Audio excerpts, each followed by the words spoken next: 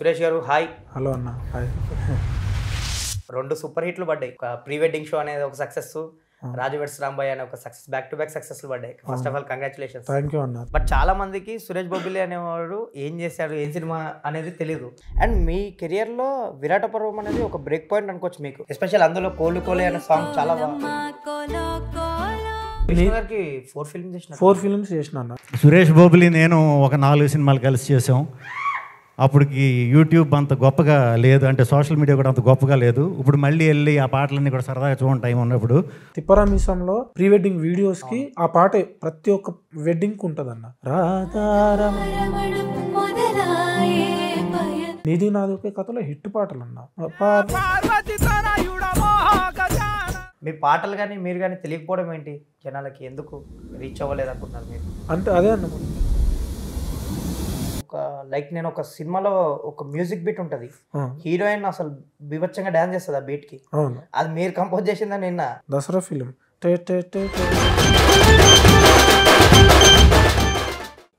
ఎవరు చేయలేనప్పుడు మీరు చేసి మీరు హ్యాండిల్ చేసినప్పుడు అరే క్రెడిట్స్ రాలేదే అని చిన్న బాధ ఉండేదా ఆ టైంలో?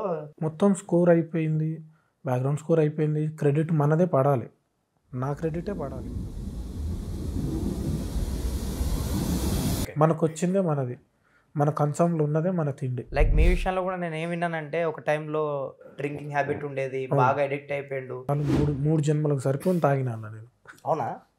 ఓకే. బీభత్సంగా తాగిన అంటే నాకు తాగింది దిగినాక అయ్యో అయ్యో అయ్యో అయ్యో అని ఏడ్చేది, నేను ఎందుకు కోల్పోతున్నా అని ఏడ్చేది అన్న నేను. ఆ టైంలో సాయి పల్లవి గారు మీకు ఏదో అడ్వైస్ ఇచ్చారు, ఆవిడ చెప్పాక మీ హ్యాబిట్స్ అన్ని మార్చుకొని అంటే కొత్త సురేష్ బొబ్బిలి అక్కడ నుంచి. అవును. అయితే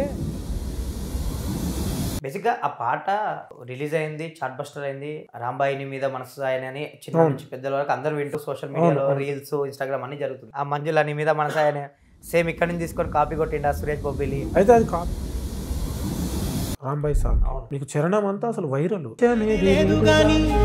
రాణిలాగా చూసుకుంటా, కోట కట్టలేను గాని కళ్ళల్లో నిన్నే దాచుకుంటా. చిన్మయ్య గారు అంటే గుర్తొచ్చింది. బేసిక్గా ఆవిడ ఈ పాట పాడారు, ఈ పాట కొంచెం ఎవరో పెట్టి సూపర్ సాంగ్ అని ఆవిడ గుర్తు చేస్తే ఆవిడ నేను పాడినట్టు కూడా గుర్తులేదు, మీరు గుర్తు చేసినందుకు థ్యాంక్ యూ అని చెప్పి. బేసిక్గా చాలా రోజులు అయిందా ఆ సాంగ్ కంపోజ్ చేసి ఆవిడ మర్చిపోవడానికి రీజన్ ఏంటి? లేదన్న, సినిమా రిలీజ్ ముందే పాడిపించడం.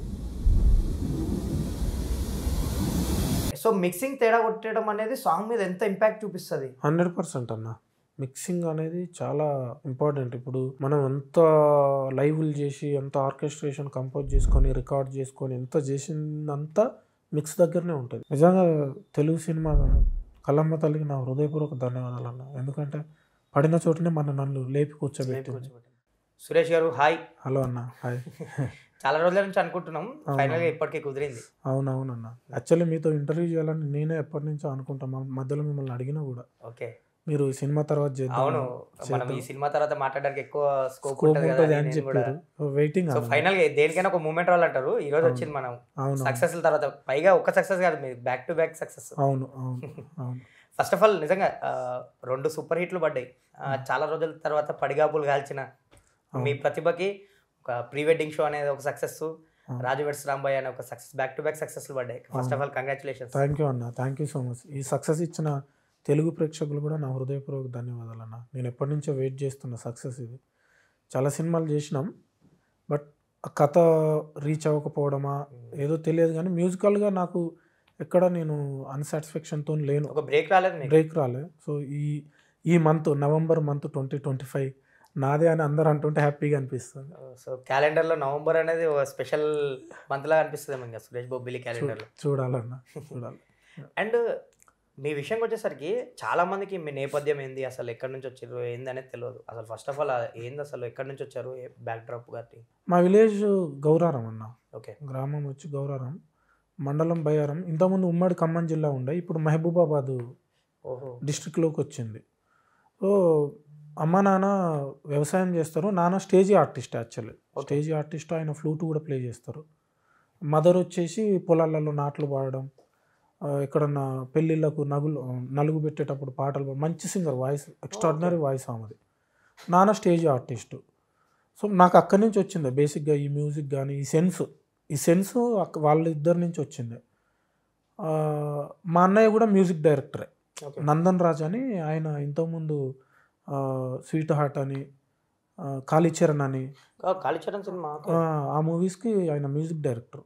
ఓన్ బ్రదరా? Own brother. Okay. Own brother. అయితే వీళ్ళు ఏంటంటే నందన్ రాజు గారు, చక్రి గారు ఐడియా ఉన్నారు కదా, అవును. వీళ్ళు బోలే షావలి అని, వీళ్ళంతా సాహితీ కళాభారతి అని ఒక ఆర్కెస్ట్రా ఉండేది, ఒక ట్రూప్ ఉండేది. అది మహబూబాబాద్ చుట్టుపక్కల విలేజెస్లో వీళ్ళు షోస్ చేసుకుంటూ ఉండేది. వాళ్ళ దగ్గరకు అప్పుడప్పుడు వెళ్ళొస్తూ ఉండేది నేను. సో వాళ్ళతో తిరగడం కూడా ఇంకొంచెం ఎక్కువ అలవాటు అయింది. నేను అట్ ది సేమ్ టైం అక్కడి నుంచే నేను రోజు ట్రైన్కి వెళ్ళి వరంగల్ మ్యూజిక్ కాలేజ్కి వచ్చి వోకల్ నేర్చుకొని ట్రావెల్ చేస్తూ పొద్దున వెళ్ళి సాయంత్రం మళ్ళీ రిటర్న్ వెళ్ళడం ట్రైన్లో, టికెట్ లేకుండా. టికెట్కి కూడా పైసలు ఉండకపోయేది. సో అప్పుడు ట్రైన్లలో టీసీలు పట్టుకుంటే తన్నులు తినడం, కాసేపు స్టేషన్లో కూర్చోబెట్టడం, మళ్ళీ పంపడం, పిల్లోళ్ళం కదా. అట్లా పొద్దున వచ్చి నేర్చుకొని మళ్ళీ సాయంత్రం వెళ్ళేది. సో వీళ్ళందరితో తిరిగే ప్రాసెస్లో నాకు ఇంకెక్కువ, ఇప్పుడు అమ్మ నాన్న నుంచి ఏదైతే వచ్చిందో అది ఇంకెక్కువ నాకు ఇంట్రెస్ట్ పెరిగింది కానీ నేను చదువుకునే స్టేజ్ కదా, చిన్నోడిని.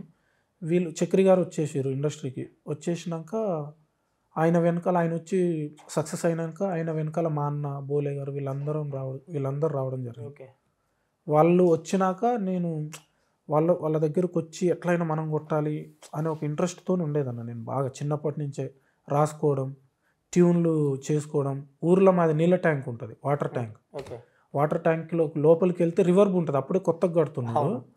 లోపలికి వెళ్తే రివర్బ్ ఉంటుంది, వాటర్ ఏమి ఉండవు కదా. ఇట్లా పాడితే మనకు రివర్బ్ సౌండ్ వచ్చి నా వాయిస్ నాకే మస్తు అనిపించేది. వెళ్ళి ప్రాక్టీస్ చేసుకోవడం రోజు. ఈవినింగ్ పైకి ఎక్కి స్కూల్ అయిపోయినాక లోపలికి, వాటర్ ట్యాంక్ లోపల ఒక్కనే గంట సేపు ఉండేది. పాడుతూ ఉంటే రివర్బ్ వస్తుంటే నా వాయిస్ నాకు మస్తు అనిపించేది.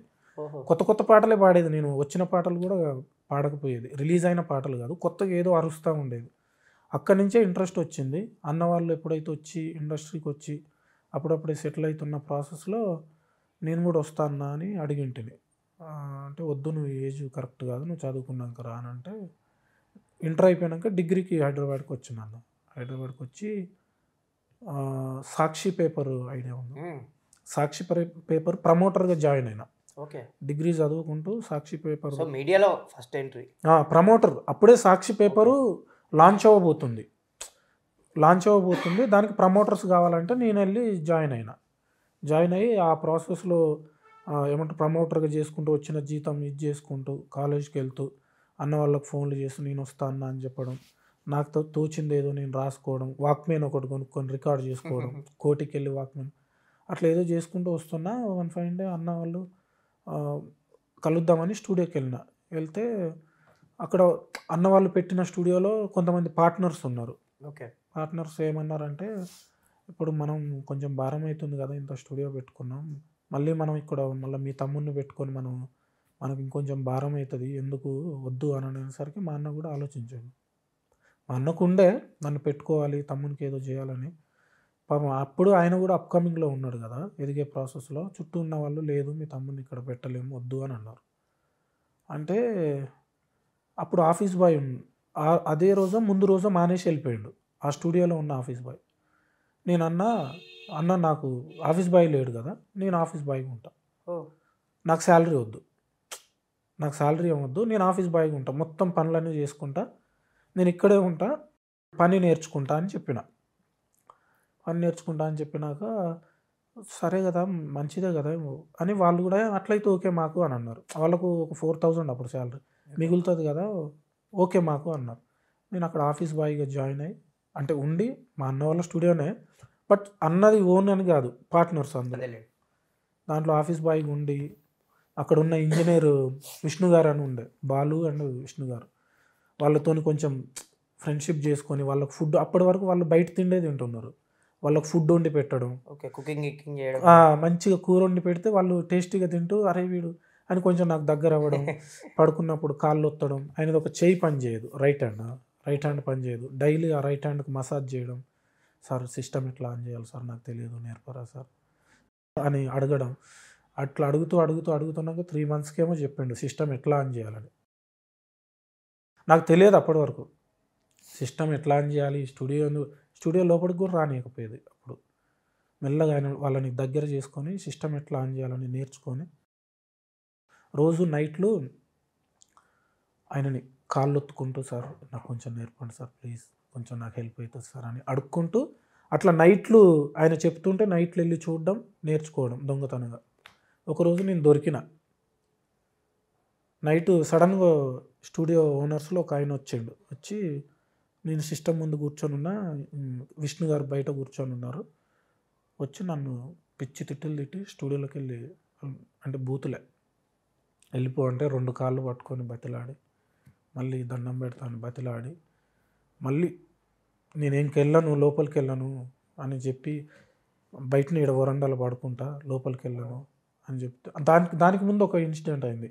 పక్కటి ఒకటి ఏసీ రూమ్ ఉంటుంది. ఏసీ రూమ్లో నేను ఒకరోజు బాగా ఎండాకాలం టైం ఏసీ వేసి పడుకున్నా అని తిట్టిర్రు నెక్స్ట్ డే.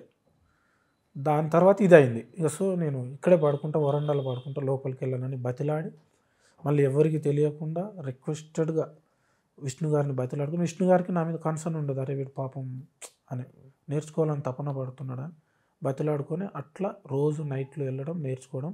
కరెక్ట్గా 6 monthsలో అదే స్టూడియోకి ఇంజనీర్ అయినా అన్న. అదే స్టూడియోకి ఇంజనీర్ అయిపోయి, నాకు ఆ స్టూడియోకి ఇంజనీర్ అయినాక కూడా నాకు శాలరీ వద్దని చెప్పి ఇంజనీర్గా స్టార్ట్ చేసి వర్క్స్ చేస్తున్న ప్రాసెస్లో ఒక యాడ్, మా అన్ననే వేణుగుడుగుల అన్నది ఒక యాడ్ కంపోజ్ చేశారు. ఓకే, దాన్ని కంపోజ్ చేసి చాలా బాగా వచ్చింది. రికార్డ్ చేసినాం లైవ్లన్నీ, మిక్సింగ్ చేయాలి. అన్నకు ఏదో వేణన్నకు ఏదో కొడుతుంది నందన్న, అసలు అర్థం కావట్లేదు, ఏం కొడుతుందో అర్థం కావట్లేదు, ఏదో మిస్ అయింది అని చెప్పి వేణన్న ఫీల్ అవుతూ ఉన్నాడు. నేను అక్కడే కూర్చొని ఉన్నా. సరే చెప్పండి అన్న ఏం చేయాలి, మీకు ఏమనుకుంటున్నారు అంటే, ఒక రెహమాన్ గారి యాడ్ చూపెట్టిండు, నాకు ఇట్లా కావాలి అని. యాక్చువల్లీ అంత పర్ఫెక్ట్ ఉంది, మిక్స్ ప్రాపర్గా లేదు. ఓకే, మిక్స్ ప్రాపర్గా లేదు. నాకు 10-15 minutes టైం ఇవ్వండి అన్న, మీరు బయట కూర్చోండి, నేను చేసి పెడతా అని చెప్పి కరెక్ట్గా 10 to 15 minutesలో చేసి పిలిచిన. మస్తు నచ్చింది. అరే ఏం చేసినావు, ఈ గ్యాప్లో ఏం చేసినావు అని అన్నాడు. ఏం లేదన్న, చిన్న ప్రాసెస్ చేసిన, మిక్స్ చేసిన, అదిరిపోయింది. మిక్స్ చేసిన అంటే ఆయన అదిరిపోయింది తమ్ముడు, నీకు ఏమన్నా ట్యూన్స్ ఇంట్రెస్ట్ ఉన్నాయా, పాటలు పాడుతావు నువ్వు అని అడిగాడు. ఓకే, పాడుతా అన్న. ట్యూన్స్ చేసుకున్నావు అంటే చేసుకున్నాను. అప్పటికి నేను నైట్లు చేసుకుంటాను, నాకు అలవాటు అయిపోయి, నాకు చిన్నప్పటి నుంచి ఇది ఉంది కదా, కంపోజ్ చేయడం, చక్రి గారితో తిరగడం, నేర్చుకుంటూనే మీ పనిలో మీరు ఉన్నారు. అవును. సో ఆ టైంలో ట్యూన్స్ చేసుకున్న ట్యూన్స్ వినిపించిన, అదిరిపోయినాయి తమ్ముడు, నేను ఒక సిచ్యువేషన్ చెప్తే ఇది నువ్వు చేయగలిగితే నా సినిమాకి నువ్వే కంపోజర్ అని చెప్పిండు. సిచ్యువేషన్ చెప్పి నాకు ఒక సాంగ్ వినిపించారు, మలయాళంది, ముమ్మట్టి గారు హీరో, సినిమా పేరు ఐడియా లేదు, బట్ అదొక రాగా బేస్డ్ ఉంటుంది అన్న, శుభపంక్తు వరాలి రాగం అని. చాలా అంటే దాన్ని కంపోజ్ చేయాలంటే చాలా ఏమంటారు మేధాశక్తిని అంటే ఇన్వెస్ట్ చేయాలి, టఫ్ అది కంపోజ్ చేయడం, ఆ రాగంలో కంపోజ్ చేయడం. ఓకే, అదే నీది నాది ఒకే కథలో దేవుడిచ్చిన దైవమా అనే పాట ఉంటుంది. ఓకే, శుభపంక్తి వరాలి రాగంని నాకు తెలియదు. సో నేనేం చేసిన, ఆ నైట్ ఆ 3-4 days దాని గురించి రీసెర్చ్ చేసిన, యూట్యూబ్లో తెలిసిన వాళ్ళని అడగడం, రీసెర్చ్ చేసి పక్క ఆ రాగంలోనే ఎటు పక్కకి వెళ్ళకుండా కంపోజ్ చేసి తీసుకెళ్ళి వినిపించిన. లాక్ అదే నీది నాది ఒకే కథ. ఓకే. సో అక్కడి నుంచి ఇక సినిమా ప్రస్థానం స్టార్ట్ అయిందన్న. మా అబ్బాయి సినిమాకి కూడా చేసినట్టున్నారు కదా. అదే 4 films చేసిన అన్న. నీది నాది ఒకే కథ సినిమా ఓకే అయినాక నా కంపోజిషన్ ఫస్ట్ పాట విన్నాక విష్ణు గారు భలే ఉంది పాట అని చెప్పి, తర్వాత ఇంకో ఏదో జరిగే అని ఒక పాట ఉంటుంది, ఆ పాట విని కంపోజిషన్ విన్నాక వీడెవడు బాగా చేస్తున్నాడు అని చెప్పి నన్ను, అప్పట్లో కూడా ఉండేవాడు, సినిమా షూట్ అయిపోయి బ్యాక్గ్రౌండ్ స్కోర్ జరుగుతుంది. ఓకే.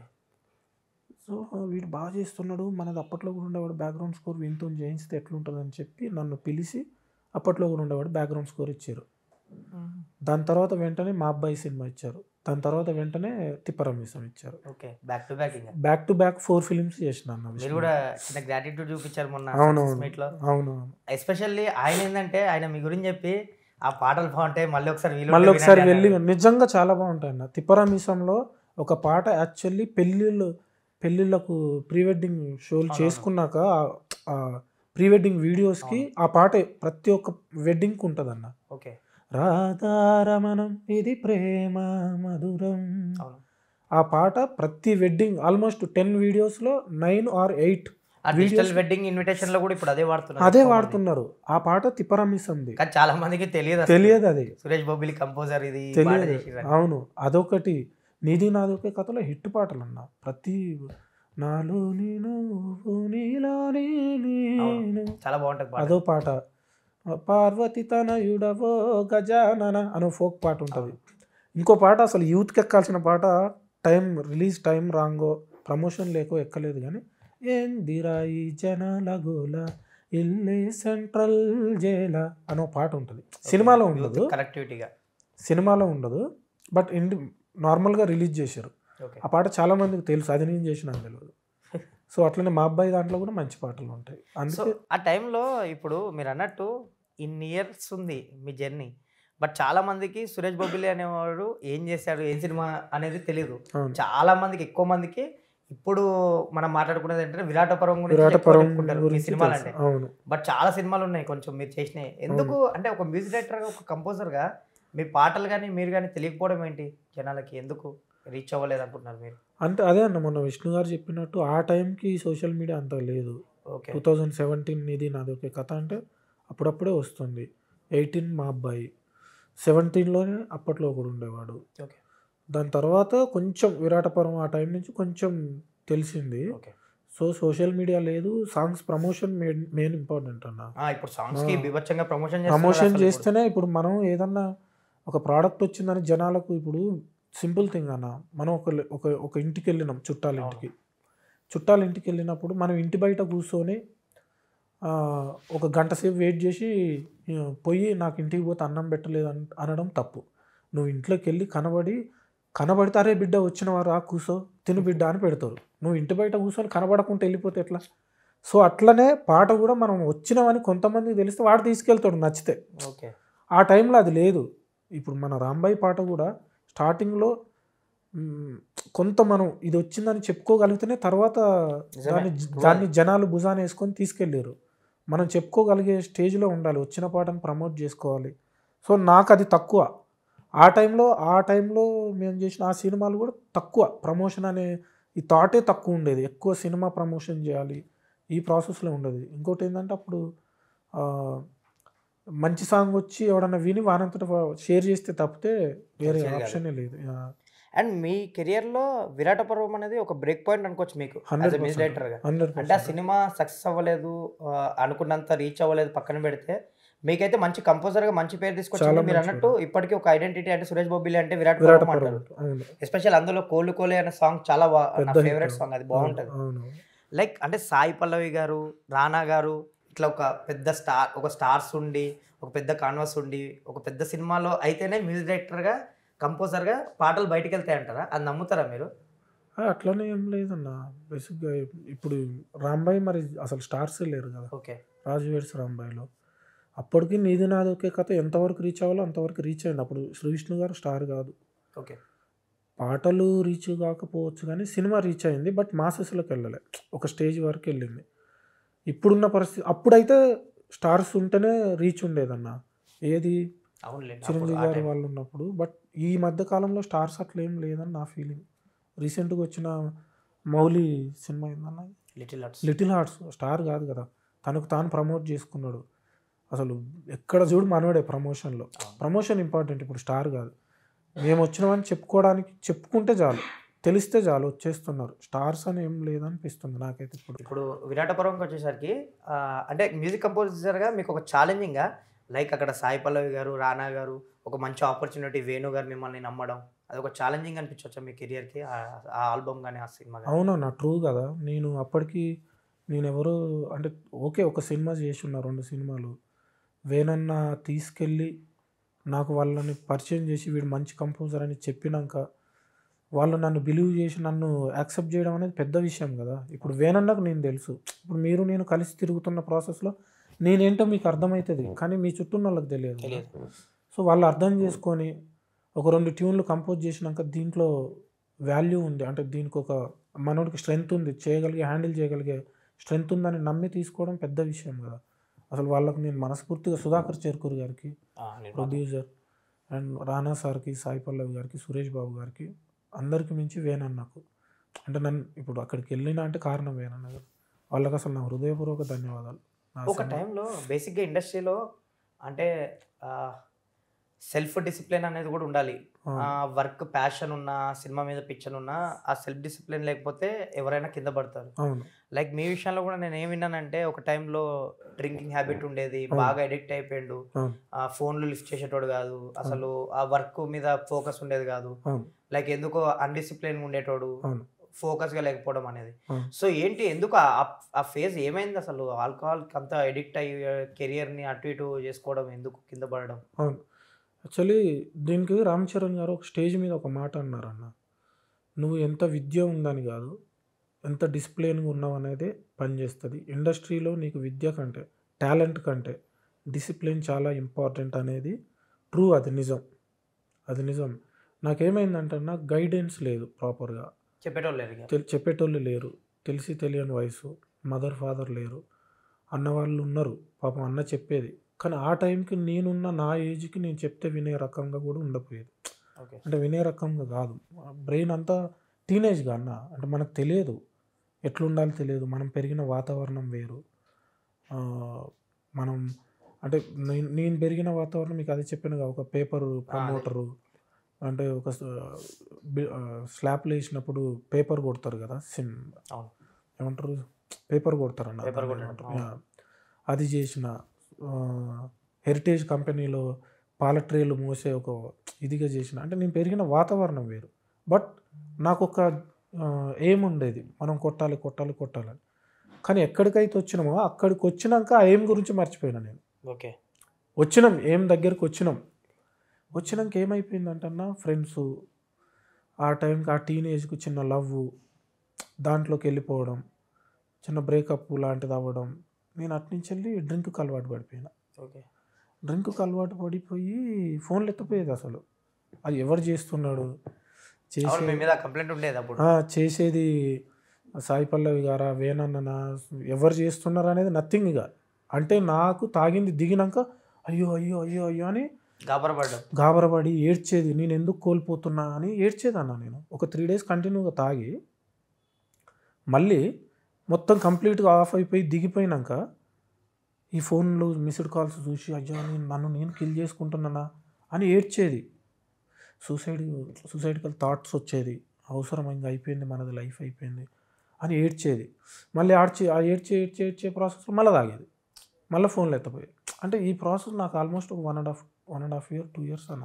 ఆ టైంలో సాయి పల్లవి గారు మీకు ఏదో అడ్వైస్ ఇచ్చారు, ఆవిడ చెప్పాక మీకు మీ హ్యాబిట్స్ కానీ, మీ క్యారెక్టర్ కానీ, మీ హ్యాబిట్స్ అన్నీ మార్చుకొని, అంటే కొత్త సురేష్ బొబ్బిలి అక్కడ నుంచి బయటకు వచ్చాడని విన్నాను నేను. అవును, అయితే ఏమైందంటే ఈ విరాటపురం బ్యాక్గ్రౌండ్ స్కోర్ అయిపోయింది అన్న.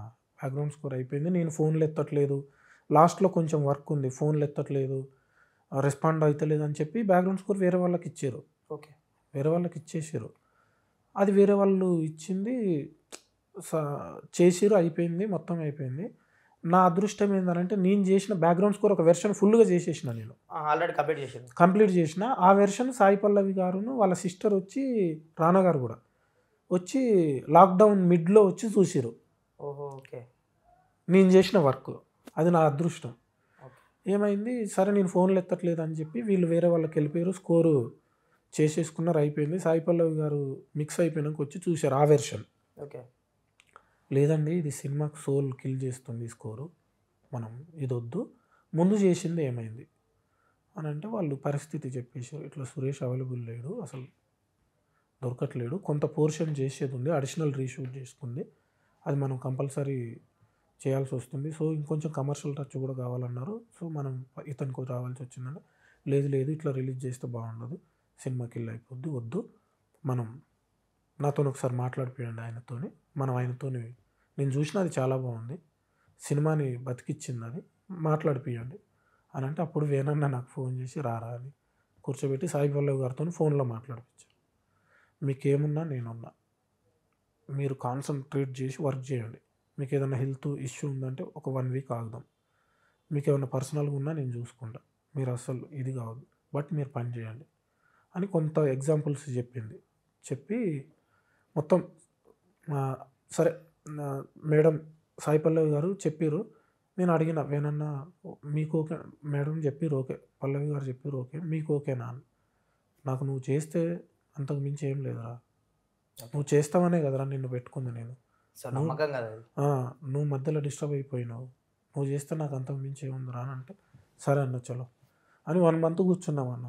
1 month కూర్చొని మళ్ళీ ఎక్కడెక్కడ ఇష్యూస్ ఉన్నాయో అన్నీ క్లియర్ చేసుకుంటూ వచ్చేసి మిక్స్ చేసి ఇచ్చేసినాక సాయి పల్లవి గారు రిలీజ్ అయిపోయింది, మిక్స్ అయిపోయి చూసి ఫోన్ చేసి ఈ సినిమా రిలీజ్ అయినాక ఫస్ట్ పేరు వచ్చేది మీకే, ఓకే యాజ్ అ కంపోజర్గా చాలా ఎక్స్ట్రాడినరీగా చేశారు, మంచి కెరియర్ ఉంది మీకు, వేణుగారు వీళ్ళు చెప్పారు కొన్ని వదిలేయండి అన్నీ, మీకు అసలు చాలా బ్రైట్ ఫ్యూచర్ ఉంది, పట్టించుకోకండి, ఇవన్నీ వదిలేసేయండి, చిన్నవి ఇవి అని చెప్పి కొంచెం బాగా చెప్పారన్న.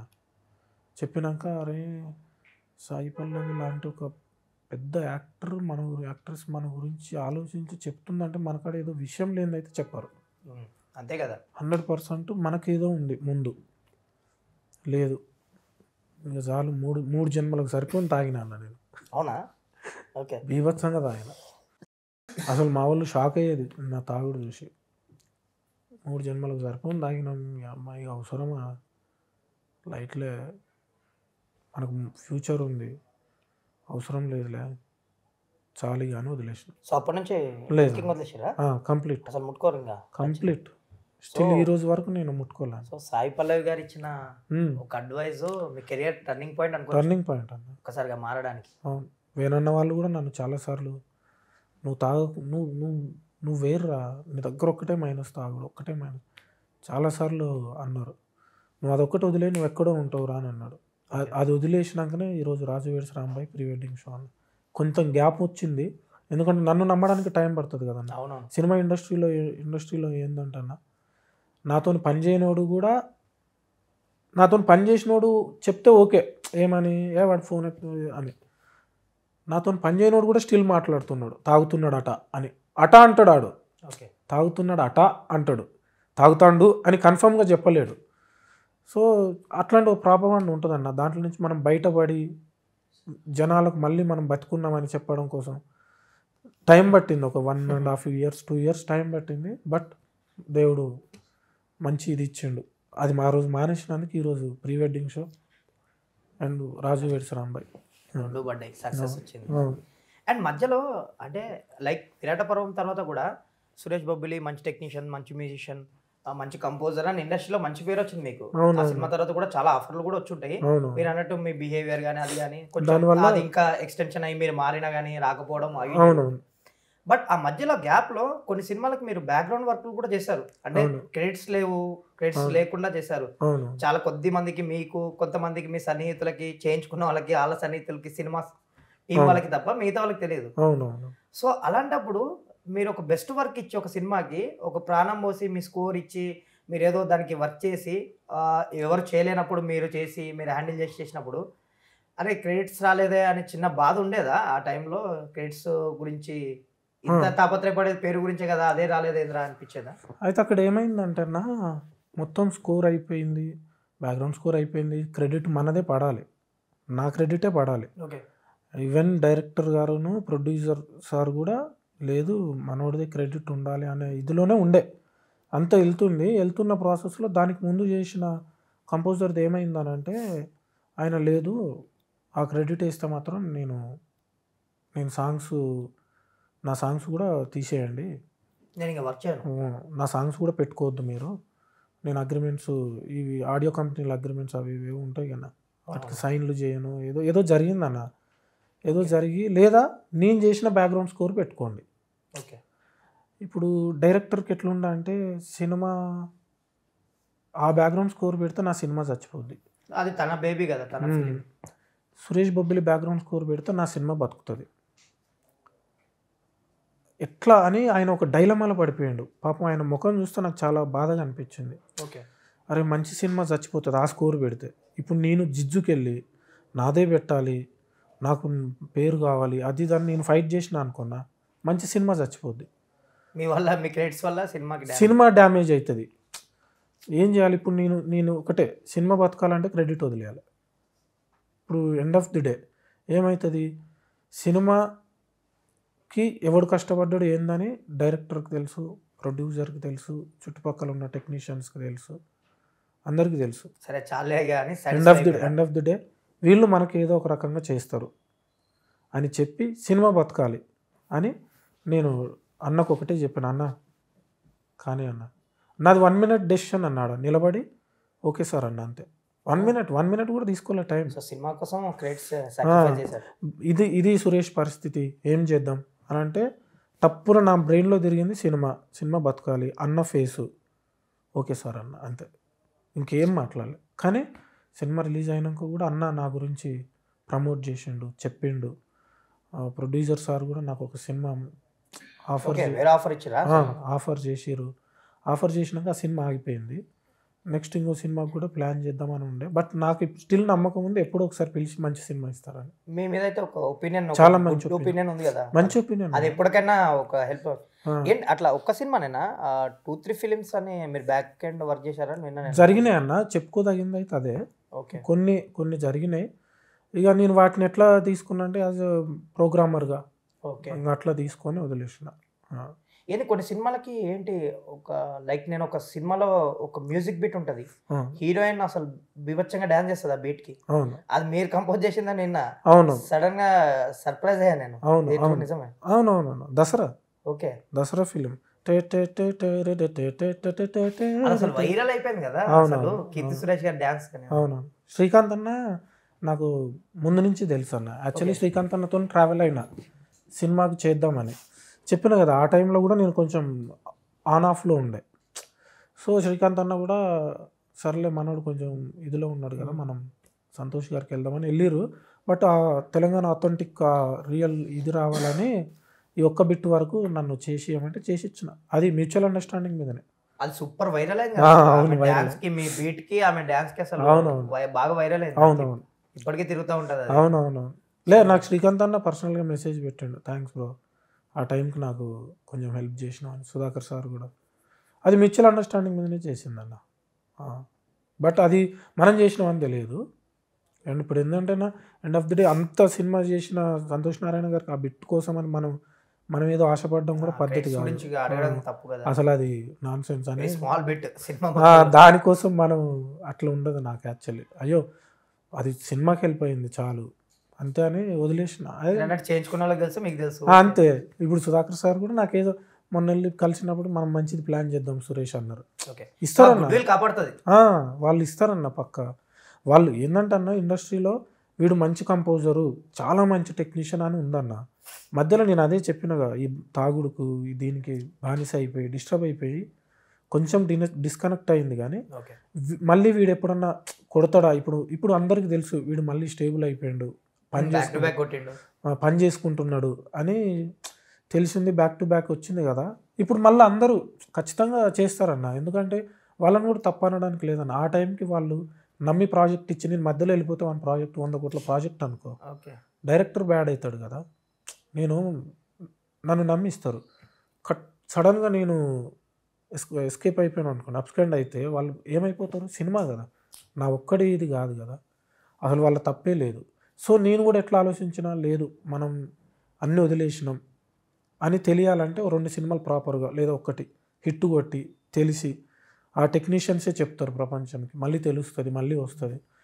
నిజంగా తెలుగు సినిమా కల్లమ్మ తల్లికి నా హృదయపూర్వక ధన్యవాదాలు అన్న. ఎందుకంటే పడిన చోటనే నన్ను లేపి కూర్చోబెట్టింది. అదే సినిమా ఇండస్ట్రీలో పనిచేసిన సాయి పల్లవి గారు కానీ వేణన్న కానీ వీళ్ళందరూ నా బాగు కోరి నా గురించి చెప్పి నువ్వు నిలబడాలని చెప్పి వాళ్ళే నన్ను మళ్ళీ మోటివేట్ చేసి నిలబెట్టారు. తెలుగు సినిమా కలమ్మ తల్లి చాలా గొప్పదన్న. నేను ఈ విషయంలో నేను మస్తు హ్యాపీగా ఉన్నా.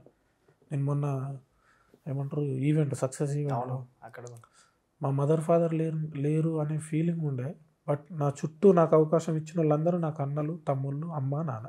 ఇప్పుడు వేరన్నా నాకు తండ్రి లాగా హ్యాపీతోనే బతుకుతున్నా. సో సినిమా ఇచ్చింది కదా మీకు. సినిమా అన్న, end of the day cinema నాకు సినిమా అంతే అన్న. సినిమా చాలా ఇచ్చింది. సినిమా ఇవ్వాలని ఇచ్చినప్పుడు తీసుకోవాలన్న, నెగ్లెక్ట్ చేయొద్దు నాలాగా. ఓకే. మళ్ళీ ఇంకో ఛాన్స్ వస్తుందో రాదో తెలియదు. సినిమా మా డైరెక్టర్ సాబ్ చెప్పినట్టు సినిమా తీసుకుంటుంది, ఇస్తూ ఉంటుంది. ఇస్తూ ఉన్నప్పుడు అర్థం చేసుకొని తీసుకోవాలి. దాన్ని అర్థం చేసుకోకుండా ఈ వ్యసనాలకు అలవాటు పడి, ఈ అదర్ యాక్టివిటీస్కి అలవాటు పడి, మెయిన్ యాక్టివిటీని వదిలేస్తే, ఇచ్చేటప్పుడు తీసుకోకపోతే సినిమా ఇండస్ట్రీ అసలు మళ్ళీ ఇటు వంక కూడా చూడదు. సో ఇచ్చినప్పుడు తీసుకోవాలి, జాగ్రత్తగా కాపాడుకోవాలి. అసలు నేను చాలా అదృష్టవంతునని నా ఫీలింగ్. ఇచ్చినప్పుడు తీసుకోలే, పడిపోయినా మళ్ళీ ఇస్తుంది అంటే ఎంత అదృష్టవంతుని నేను. సో ఎప్పటికీ రుణపడి ఉంటా తెలుగు సినిమా ఇండస్ట్రీకి. నేనేంటి రీసెంట్గా ఒకటి విన్నా, అంటే అందరి నోళ్ళల్లో ఉన్న ఒక సినిమా, ఒక క్రేజీ సినిమా అనుకోవచ్చు. లైక్ ఆ డైరెక్టర్ వేరే కంపోజర్ అనుకున్నారు, వాళ్ళతో మీటింగ్స్ అయినాయి, కట్ చేస్తే మళ్ళీ మీ దగ్గరకు వచ్చారు.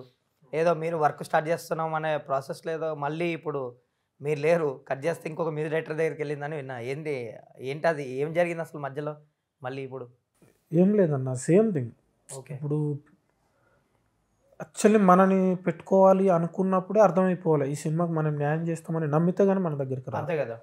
ఇంకొకటి ఏంటంటే ఎప్పుడు కూడా ప్రొడ్యూసర్స్ కానీ డైరెక్టర్ కానీ మార్కెట్ని దృష్టిలో పెట్టుకొని టెక్నీషియన్స్ని పిక్ చేస్తుంటారు. కొంతమంది మార్కెట్ విత్ సినిమాకి ఎంత ఉపయోగపడతాడు టాలెంట్ని చూసి పిక్ చేసుకుంటారు. ఫస్ట్ ఆప్షన్ కొంచెం మార్కెట్ అండ్ ఇది చూసినారు, తర్వాత లేదు మన నేటివిటీ ఇది రావాలంటే మనం అనే ఒక ఇదిలో నా దగ్గరకు వచ్చి, అంటే నేను అడుగుతుండే అన్న చేద్దాం అని. ఎందుకంటే నాకు ఇష్టం ఆయనతో పనిచేయడం, అన్నతో చేద్దాం అన్న అంటే లేదురా చేద్దాం రాని ఫిక్స్ అయినాం. కొంత ట్యూన్లు అవి మేము మంచిగా చేసుకుంటూ ఉన్నాం. అన్న ముందు నుంచి నాకు చెప్తూనే ఉన్నాడు, ఎప్పుడు ఏం జరిగేది తెలియదురా, మనం ప్రిపేర్ అయ్యి పని చేసుకోవాలి. ఓకే. అయితే అవుతుంది లేదంటే లేదు, ప్రిపేర్ అయ్యి పని చేసుకోవాలి. కానీ 99.9% మనమే. ఓకే అన్నాడు. 1% చెప్పలేం కదా ఏం జరుగుతుందో. నేను కూడా చాలా అనుకున్నా, ఆ హీరో ఈ హీరో అనుకున్నా, ఎటో వెళ్తుంది అని నాకు ముందే చెప్పిండు అన్న. చెప్పి మేము ప్రిపేర్ అయ్యి చేసే ప్రాసెస్లోనే అన్నకు ట్యూన్లు నచ్చినాయి, చాలా అద్భుతంగా ఉన్నాయిరా, మస్తు ఉన్నాయిరా అన్నారు. ఇంకా మనం ఫిక్స్ రా అనుకున్నాం. బట్ తప్పున ఒకటి జరిగిపోయింది. అక్కడ కూడా నేను న్యాయమే అనుకున్నా. ఇప్పుడు ఇంకొకటి అన్న, నేను ఆ సిచ్యువేషన్లో నేను పనిచేస్తే నేను చేసిన పాటలు హిట్ అయినా నాకు పేరు రాదు. అంతే కదా, మీకు తెలుసు నేనేం మాట్లాడుతున్నాను. అవునవును. హిట్ అయినా నాకు పేరు రాదు, 100% రాదు. సో ఇంకోటి ఏంటంటే దానికి ఇంకెక్కువ ఆయన ప్రేమతో పని చేసుకుంటారేమో అని అనిపించింది. మేబీ ప్రేమతో ఇంకా చేసుకుంటారు. కథ సూపర్ కథ, నాకు పిచ్చి ఇష్టం ఆ కథ. అవునా? నేను విని అసలు ఒక 2 రోజులు నాకు నిద్ర పట్టలే. సూపర్ కథ. అది ఎవరు చేసినా అది కథ అన్న బలం, హీరో అని కాదు. ఆర్టిస్ట్ ఏంటంటే మార్కెట్ కోసమే. లైక్ బలగం లాగా. బలగం కంటే ఇంకా ఎక్స్ట్రీమ్ ఉంటుంది అన్న, ఎక్స్ట్రీమ్ ఉంటుంది. మీకు కాంతార కూడా కాదు, ఇంకా ఎక్స్ట్రీమ్ ఉంటుంది. కాంతార కంటే ఎక్స్ట్రీమ్ ఉంటుంది. సో ఆ కథే హీరో. కాకపోతే ఆ కథ జనాల్లోకి వెళ్ళడం కోసం ఒక ఫేస్, యాక్టర్, నౌన్ ఫేస్ కావాలని వెళ్ళారు. కానీ సో అది కూడా సేమ్ అంతేనా, నేను ఫీల్ కానన్నా. మనకు వచ్చిందే మనది, మన కంచంలో ఉన్నదే మన తిండి. పక్కన కంచం గుంజాలని నాకు ఉండదు. వచ్చి మన కంచంలోకి వచ్చినంత వరకు కూడా నమ్మకం ఉండదు. తీసి నోట్లోకి వెళ్ళి నమిలి తిని కడుపులోకి వెళ్తే మనది. సో నాకు అదేం లేదన్న, నేను ఫీల్ కానన్నా. ఈరోజు ఇది ఉంది, దీంతో ఇంకోటి వస్తుంది, నాకు వచ్చింది నేను న్యాయంగా పని చేసుకుంటూ పోతాను. ఎవరికి వచ్చేది వాళ్ళకి వస్తుంది అంతే. అండ్ మీరు విరాటపురం గురించి మాట్లాడుకున్నాం, మీకు బ్రేక్ అని యాజ్ అ కంపోజర్గా ఆ టైంలో, ఆ ఆల్బమ్ కానీ ఆ మ్యూజిక్ కానీ.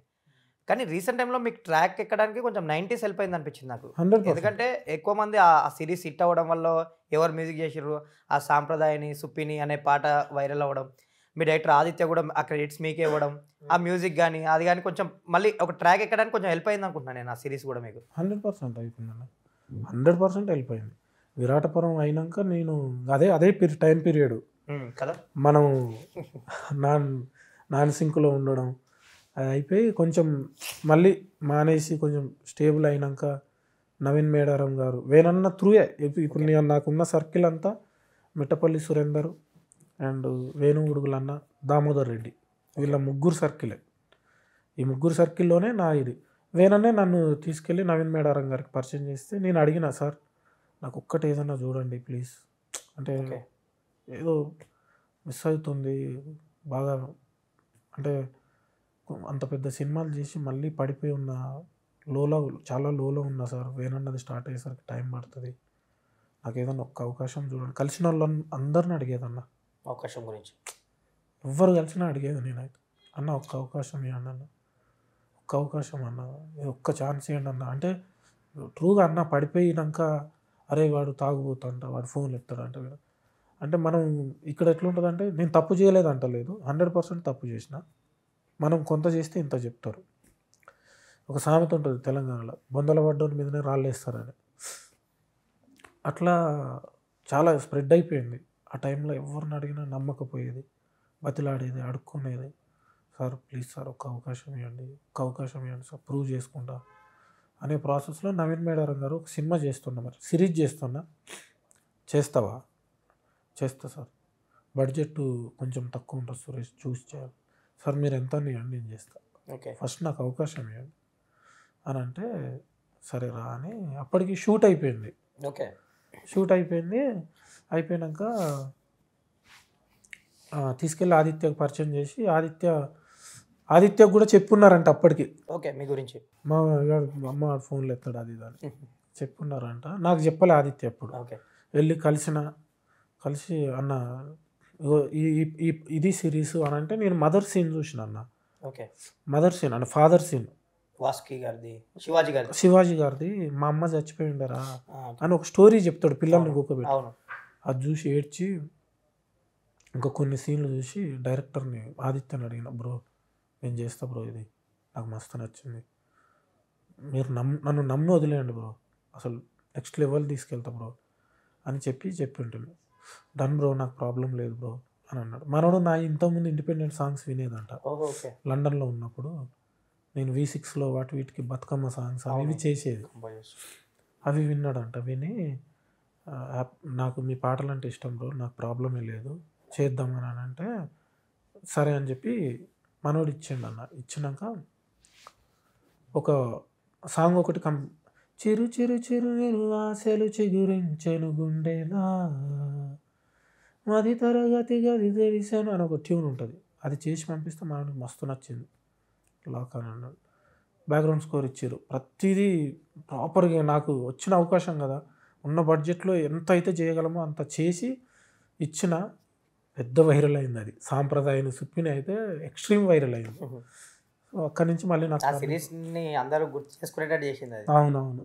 సో అక్కడి నుంచి మళ్ళీ టైటిల్ కూడా పెట్టి సినిమా తీస్తున్నారు శివాజీ గారు. అవునవును, మస్తు అవునవును. అక్కడి నుంచి టర్న్ అన్న. అక్కడి నుంచి ఆదిత్య కానీ వీళ్ళందరూ నాకు బాగా సపోర్ట్ చేసేది. ఆదిత్యకు నేను బాగా పర్సనల్గా నాకు బాగా ఇష్టం మనోడు. నేను కూడా భలే మనోడికి అరే మంచి technician.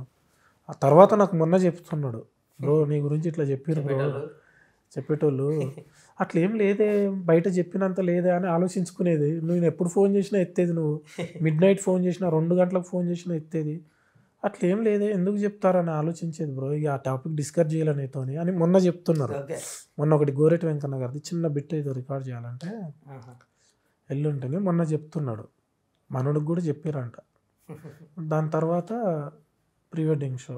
So coming to pre wedding show, అది బేసిక్గా మీ తెలంగాణ, అదేమో ఉత్తరాంధ్ర సినిమా ఆ నేపథ్యంగా అది. కానీ అక్కడ ఎస్పెషల్లీ నాకు ఆ బిట్ సాంగ్స్ కొన్ని అక్కడ వాళ్ళతో కూడా పాడించినట్టు ఏదో తీసుకొచ్చారు. ఆటోలో పాడేటప్పుడు, బయట బ్యాక్గ్రౌండ్లో కానీ. అంటే ఫస్ట్ టైం అంత మ్యూజిక్ బాగుంది, మ్యూజిక్ వెళ్ళిపోయింది, పాట కూడా బాగుంది అనిపించింది. కానీ సెకండ్ టైం చూసినప్పుడు నాకు మ్యూజిక్ చాలా ఇంపాక్ట్ క్రియేట్ చేసింది సినిమాలో. ఫన్కి కానీ దేనికి కానీ, ఒక నవ్వించాలన్నా, ఎమోషన్ తీసుకురావాలన్నా, చిన్న ఆ సింపతి తీసుకురావాలన్నా క్యారెక్టర్ మీద మ్యూజిక్ చాలా ఇన్వాల్వ్ చేసింది కదా, ఇంపాక్ట్ క్రియేట్ చేసింది కదా అనిపించింది. ఫోన్ కూడా చేసి చెప్పారు. సో నాకు అది అనిపించింది, ఆ సినిమాకి మీ మ్యూజిక్ చాలా హెల్ప్ అయింది. లైక్ రూటెడ్ సినిమాకి, ఇప్పుడు ఉత్తరాంధ్ర సినిమాకి మీరు అంత బెస్ట్ ఇచ్చారు. ఏంటి దానికి చేసిన వర్క్ ఏంది, గ్రౌండ్ వర్క్ గట్టా అదంతా? అంటే ఏంటంటే అన్న బేసిక్గా నాకేమైందని అంటే నేను కొంచెం ఎక్కువ తెలంగాణ రూటెడ్ ఫిలిమ్స్ చేయడం వల్ల తెలంగాణ కంపోజర్ ఫోక్ వీటి మీద ఇవే ముద్ర ఇవే పడిపోయింది కదా. పడిపోయింది. నాకు ఆ ప్రాసెస్లో వచ్చిన ఒక మంచి ఫిలిం అది, మంచి అవకాశం అనుకోవచ్చు. అవకాశం. అరే మనం ప్రూవ్ చేసుకోవాలి, ఖచ్చితంగా ప్రూవ్ చేసుకోవాలి అనుకున్న. అట్ ది సేమ్ టైం ఆ డైరెక్టర్ కూడా పర్ఫెక్ట్ సింక్లో ఉన్నాడు నాకు. ఓ ఓకే. రాహుల్ మేము ఎట్లా అంటే అన్న బ్యాక్గ్రౌండ్ స్కోర్ చేస్తున్నప్పుడు నేను బ్యాక్గ్రౌండ్ స్కోర్ ఇక్కడి నుంచి ఇగో ఇక్కడ స్టార్ట్ అవ్వాలి, ఇక్కడ నుంచి స్టార్ట్ అయ్యి ఇక్కడ ఆగితే బాగుంటుంది, ఇక్కడ నుంచి ఇక్కడ స్టార్ట్ అయ్యి ఇక్కడ ఆగితే బాగుంటుంది, ఇక్కడ అసలు వద్దు, ఓకే ఈ ప్లేస్లో యాంబియన్స్ మీద వెళ్దాం, ఇట్లా అని మనోనికి చెప్తుంటే క్లారిటీ. మనోనికి నేను చెప్పి ఈ రీల్ ఇట్లా అనుకుంటున్నా అన్నాక మనోడు షాక్ అయ్యాడు. అసలు సింక్ ఉందన్నా, నేను ఏదైతే అనుకున్నానో ఎగ్జాక్ట్గా అసలు 1% అటు ఇటు కూడా లేదు, సింకులో ఉంది, అసలు నాకు ఇదే అన్న కావాల్సిందే అని అన్నాడు. సో మేము సింకులో ఉన్నాం. సో డైరెక్టర్కి సింక్ ఉంటే రిఫ్లెక్ట్ అవుతుంది కదా. అవును సింకులో ఉన్నాం. ఏమైపోయింది ఈ పాటల విషయంలో కానీ శ్రీకాకుళం వంగపండు గారి పాటలు, ఈ కొంతమంది ఉత్తరాంధ్ర పాటలు నేను కొన్ని వినేదన్నా నేను యూట్యూబ్లో. ఈ సినిమా కమిట్ అయినాక కూడా ఇంకెక్కువ విన్నా. అక్కడ ఉండే రూటెడ్ కథలు కానీ వంగపండు గారి ఎవరినైతే తీసుకొచ్చి పాడిపించినామో వాళ్ళ కథలన్నీ యూట్యూబ్లో చాలా చూసినాం, రీసెర్చ్ చేసిన. నాకు డైరెక్టర్ నాకు లింకులు పెట్టేది, నేను కొన్ని చూసి డైరెక్టర్కి లింకులు పెట్టేది, డిస్కస్ చేసుకునేది. ఇక్కడ ఇట్లా ఇది పడితే బాగుంటుంది, ఇక్కడ ఇది పడితే బాగుంటుంది, ఆటోలో వచ్చేటప్పుడు ఇట్లా రేడియోలో వచ్చేలాగా. సేమ్ వాడు ఆ శ్రీకాకుళం ఏరియాలోనే జరుగుతున్న కథ కదా, వాడు అక్కడ ఫోక్ వింటున్నట్టే ఉండాలి ఆటోలో, అక్కడ ఫోక్ వింటున్నట్టే ఉండాలి, సినిమా పాట వద్దు, కొంచెం రియలిస్టిక్గా వెళ్దాం. స్టార్టింగ్ ఆ కొరియర్ ట్రావెల్ చేసేటప్పుడు కూడా మనం ఇంట్రడక్షన్ ఇదొక ఉత్తరాంధ్రలో జరిగే కథ అని మనం ముందే కూర్చున్న ఆడియన్కి మనం అంటే ఏమంటారు ఇది చేయాలి అని చెప్పి మ్యూజిక్తోనే మనం వాళ్ళని ఇది చేయాలని చెప్పి స్టార్టింగ్ నుంచి మేము పెట్టుకుని దాన్ని చిన్న వెస్టర్నైజ్డ్ చేసి మేము ముందు నుంచే రీసెర్చ్ చేసి దాని మీద వర్కౌట్ చేసిన అన్న. నాకు ఇంకొకటి ఏంటంటే ఇది ఒక పేరు ఉంది కదా, వీడు అన్ని చేయగలడు అనేది ప్రూవ్ చేసుకోవాలి అని ఒక కసి ఉండే. నేను డైరెక్టర్ రాహుల్ అన్న అసలు చాలా అంటే చాలా జెన్యూన్ డైరెక్టర్, సోల్ ఉన్న డైరెక్టర్, కథని బిలీవ్ చేసే డైరెక్టర్. ఆయనకు నాకు సింక్ అయింది. చలో మనకు సింక్ బ్యాచ్ దొరికింది, కొట్టేద్దాం అని చెప్పి అన్నతో హెల్ప్ తీసుకొని కొన్ని రీసెర్చ్ చేసి వాళ్ళని పిలిపించి పాడిపించి చాలా చాలా హ్యాపీ ఉండదు అసలు దానికి పని చేసేటప్పుడు. ఖతర్నాక్ వచ్చింది అసలు. ఆ సినిమా ఏమో ఒక సక్సెస్ అయ్యి అందరూ క్రిటిక్స్ నుంచి ఆడియన్స్ కానీ జనాలు అందరూ భుజాల మీద వేసుకొని బాగుంది అని ఒక్క నెగిటివ్ రివ్యూ రాలేదన్న. ఫస్ట్ టైం నేను అరే మీడియాకి అసలు ఆ టైంలో నేను అందుకే స్టేజ్ మీద అంటే హార్ట్ఫుల్గా వాళ్ళకి పాదాభివందనం చేసి ఉంటుంది. అంటే ఎందుకంటే వాళ్ళు ఇట్లా భుజాల మీద వేసుకొని వెళ్ళిపోయారు ఆ సినిమాని, ప్రీ వెడ్డింగ్ షోని జెన్యూన్గా చూసి బయటకు వచ్చి అందరినీ అప్రిషియేట్ చేసి అదరగొట్టినవయ్యా అని. మీరు కానీ నాగేంద్ర సార్ కానీ ఆయన అన్న పేరు గుర్తున్నట్లు అందరూ అసలు మీడియా సినిమా అది, 100% మీడియా సినిమా అది. కమింగ్ టు రాజవేశ్వరం భాయ్, ఒక పాటతో సినిమా మీద ఒక మూడ్ క్రియేట్ చేయడం, జనాలకి రీచ్ చేయడం, ఒక పాటతో జనాలని థియేటర్స్ తీసుకురావడం అనేది కొంచెం ఈ సినిమాకి జరిగింది మీ విషయంలో. ఒక మంచి పాట కంపోజ్ చేశారు, ఒక మంచి సింగరు, ఒక మంచి సాహిత్యము, కొట్టపల్లి సురేందర్ గారు రాయడం, అనురాగ్ గారితో పాడించడం, అంత ప్రాపర్ గా కుదిరింది. ఆ పాట బాగా హెల్ప్ అయింది. సో ఏంటి ఆ పాట వెనక ఏమైనా బిహైండ్ స్టోరీ ఏమైనా ఉందా? ఎట్లా సెట్ అయింది ఏంది? అది బిహైండ్ స్టోరీ ఏం లేదన్న. నేను ఆ సాంగ్ ఆ సిచ్యువేషన్కి సాంగ్ కంపోజింగ్ చేసినాం. అంతకుముందు మీద గలకులేసినట్టు అని ఒక ఫోక్, నెల్లూరి నెరజానా ఆ స్టైల్లో ఒక ఫోక్ చేసిన, సెమీ ఫోక్ కంపోజ్ చేసిన. మస్తు ఉంది, షూట్కి వెళ్ళిరు, కానీ ఇంకేదో పడాలి. అది వైరల్ అయ్యే సాంగ్ యాక్చువల్లీ, కానీ ఇంకేదో కావాలి, ఇంకా కొంచెం మెలోడీ ఉంటూ చిన్న రిథమ్ కావాలి అని చెప్పి వేణన్న, సాయి గారు, నితిన్ గారు, డైరెక్టర్ బోసన్న అయితే ఇక ఇంకా అన్న ఏదో మిస్ అవుతుందన్న, ఏదో సరే ఏం చేద్దామే అని అంటే మనోడు ఏదో ఒకటి చేద్దామన్నా అనే ప్రాసెస్లో నేను ఒకరోజు మా ఇంట్లో కూర్చొని ఒక పాట కావాలి, ఎట్లనే నాకు ఏం అర్థమవుతలేదు, ఒక సిచ్యువేషన్కి ఎక్స్ట్రాడినరీ ఒక హిట్ పాట కావాలి ఎట్లా అని చెప్పి మీకు జబర్దస్త్ జీవన్ ఐడియా ఉంది, అవును. ఆయన మా బావ. ఓ. నేను ఆయనతోని పాట కావాలి, ఎట్లా హిట్ పాట కావాలి, మనం మనం ఆల్రెడీ మనం వినున్న దాన్నైనా మనం ఏదైనా చేసుకుందాం అనే ప్రాసెస్లో అనుకునే ఆ డిస్కషన్లో ఒక పాట వచ్చి ఉండే. ఓకే. ఆ పాటని ఇది చేసి, అంటే అది చేసింది కూడా మా అన్ననే. సో ఆ పాట వచ్చి ఉండే, ఆ ప్రాసెస్లో దాన్ని చిన్న ఒక హుక్ వరకు తీసుకొని నేను మిగతా అంతా కన్స్ట్రక్ట్ చేసుకున్నాను. ఒక ఇన్స్పైర్ లాగానే అనుకొని కంపోజ్ చేసి వీళ్ళకి వినిపించిన, మస్తు నచ్చింది. ఓకే. అయితే ఫస్ట్ నేను హుక్ వినిపించలే, స్టార్టింగ్ సాకి వినిపించిన, సాకి నుంచి బిఫోర్ హుక్ వరకు వినిపించిన, అనుపల్లవి వరకు వినిపిస్తే అదిరిపోయింది. దీనికి ఒక ప్రాపర్ హుక్ కావాలన్నారు. హుక్ హుక్ హుక్ హుక్ అని వెతుకుతుంది. ఇదిలో 2-3 హుక్స్ చేసిన, నచ్చినాయి. ఇంకేదో కావాలి అని అనుకునే ప్రాసెస్లో నాకు వచ్చిన ఒక మంచి హుక్. బేసిక్గా ఆ పాట రిలీజ్ అయింది, చార్ట్ బస్టర్ అయింది. ఎక్కడ చూసినా రాంబాయి నీ మీద మనసు అని చిన్న నుంచి పెద్దల వరకు అందరూ వింటున్నారు. సోషల్ మీడియాలో రీల్స్, ఇన్స్టాగ్రామ్ అన్నీ జరుగుతుంది. బట్ ఒక టైంలో ఏంటంటే మంజుల నీ మీద మనసాయన అని మీరు ఎందాక ఆ సాంగ్ తీసుకున్నట్టున్నారు. ఐ థింక్ నేను అదే చెప్పబోతున్నా. సో ఆ సాంగ్ ని తీసుకున్నాడు, కాపీ కొట్టిండా, లేదంటే ఆ చిన్న బిట్ వరకు వింటున్నారు, మొత్తం కూడా కాదు, జస్ట్ ఆ టైటిల్ కానీ ఆ పేరు కానీ ఆ మంజుల నీ మీద మనసాయనే సేమ్ ఇక్కడ నుంచి తీసుకొని కాపీ కొట్టిండా సురేష్ బొబ్బిలి అనేది ఒకటి సోషల్ మీడియాలో చూసిన నేను. అవును. అయితే అది కాపీ ఏం లేదన్న, నేను మా అన్ననే చీకోటి నరసన్న అని మా అన్ననే, నేను అన్నకు చెప్పి, అన్న ఇది నేను వాడుకుంటున్నా, ఈ ప్లేస్ వరకు నేను వాడుకుంటా, నేను అదే చెప్పబోతున్నా. స్టార్టింగ్ హుక్ అంతా మంజుల నీ మీద నాకు, అదే అక్కడ వరకు నీ మీద నాకు మనసాయనే, ఏనాడు నేను వీడిపోని నీడైతనే, ఆ ప్లేస్. ఓకే. ఆ ప్లేస్ వరకు మా అన్ననే, ఆయన మా బ్రదర్, నాకు ఎప్పటి నుంచో తెలుసు, బయట అందరికీ తెలియదు కదా, మా అన్ననే. అన్న నేను ఇది ఒకటి వాడుకున్నా, అదే చెప్పిన హుక్కు వెతికే ప్రాసెస్లో నేను మా బావ జీవన్తో మాట్లాడేటప్పుడు మీ అన్నదే ఉంది కదనే, అది వాడు అసలు ఒకసారి మస్తు ఉంటుంది, క్రేజీగా ఉంటుంది అని చెప్పి జీవన్ చెప్తారని, అమ్మ నిజమే కదా అని అన్నకు ఫోన్ చేసి, అన్న ఇట్లా సంగతి నాకు అది కావాలంటే, తమ్మి నువ్వు వాడుకో, నీ అమ్మ ఇన్ని పాటలు చేసినావు, నువ్వు ఎదుగుతావు, నీకు హెల్ప్ అవుతుంది అంటే వాడుకోతాను అని అన్నాడు.